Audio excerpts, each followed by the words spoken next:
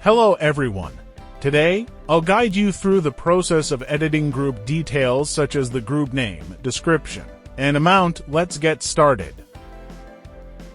To start the editing process, simply select the group you wish to edit by tapping on it.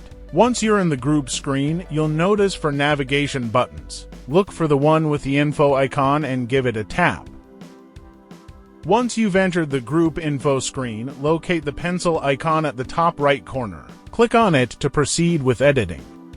A pop-up window will appear, presenting fields for the group name, description, and amount here. You can make changes as needed. Remember, you can only modify the group amount if the group status is upcoming. If it's not, the amount field will be disabled. After making the necessary edits, click on the Update button to save your changes. And there you have it, your group details have been successfully updated. Editing group details is a simple process that allows you to keep your information up to date and relevant. If you have any questions or need further assistance, feel free to reach out, and happy editing.